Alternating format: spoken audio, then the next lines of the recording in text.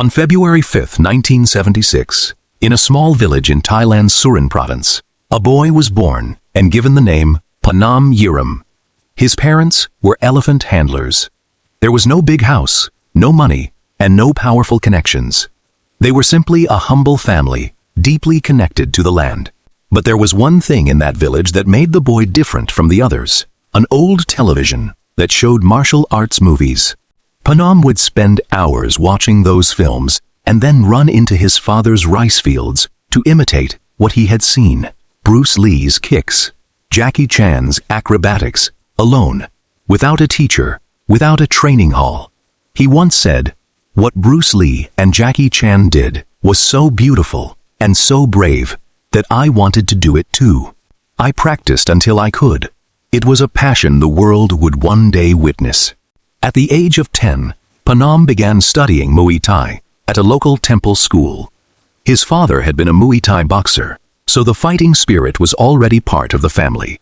At the temple, he trained in Muay Thai, Muay Boran, Taekwondo, and acrobatics, one discipline after another, without stopping, without getting tired.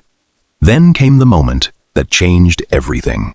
Panom heard about Biographical, a martial arts stunt choreographer, and a fire ignited inside him. He begged his father to let him travel to Khon Kaen to train under Panom. When his father refused, Panom declared, "If you don't let me go, I'll die." It was the obsession of a child, the kind of madness that later becomes greatness. At 15, Biographical became his mentor, and that relationship transformed Panom into Tony Jaa. He enrolled in Khon Kaen College of Physical Education, where he received formal training in Muay Thai, Muay Boran, Wushu, Judo, and Taekwondo. He even fought professionally in Muay Thai, winning all 5 of his matches before retiring because his true destination was not the ring, it was the screen. He earned a black belt in Taekwondo, became a Wushu champion, and mastered gymnastics. With every passing year, he grew more complete as a martial artist. Pana watched him and smiled, knowing he was witnessing a future star in the making. Tony Jaa began his film career as a stuntman. For 14 years, he risked his life performing dangerous stunts for other actors while remaining hidden behind the scenes. In 1997, he worked as Robin Shou's stunt double in Mortal Kombat: Annihilation, and in a commercial, he performed an incredible backflip while holding onto an elephant's tusks as a stunt double for Sammo Hung.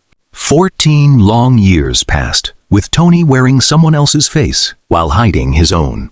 Eventually, he and Pana created a short demonstration reel, showcasing Muay Boran, and presented it to director Pracha Pinkeo. The director watched it and was stunned. He immediately realized he had discovered something extraordinary. Then came the moment Tony Jaa had been waiting for since childhood. In 2003, Ong-Bak, Muay Thai Warrior was released, and the world was amazed. Tony performed every stunt himself. No wires, no computer-generated effects, no tricks. Just the human body and years of relentless training. Audiences watched him leap over blazing obstacles, chase enemies atop elephants, and devastate opponents with knees and elbows. People began calling him the Bruce Lee of a new generation. During filming, he injured his ankle, but he refused to stop. He kept moving, kept fighting, and kept performing. That determination and pain were the price of greatness. After the success of Ong-Bak, Tony starred in and later directed Ong-Bak 2 and Ong-Bak 3 in 2008 and 2010. But then came a chapter nobody expected. During the production of Ong-Bak 2, Tony suddenly disappeared into the jungle.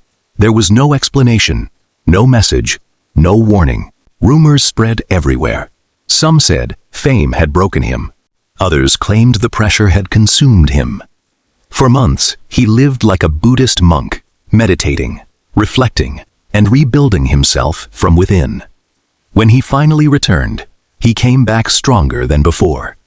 A person who breaks and rebuilds himself often becomes stronger than one who never breaks at all. In 2012, Tony married Piarat Jyoti Watananant, and their family soon grew with the birth of their daughter, Atherat, in 2013, and their son, Nong Sua, in 2018. His home was filled with peace and stability, and that peace gave him new strength. In 2015, Tony made his Hollywood breakthrough in Furious 7, sharing the screen with Vin Diesel and Jason Statham. The boy who had grown up in a small Thai village as the son of elephant handlers was now appearing alongside some of Hollywood's biggest stars.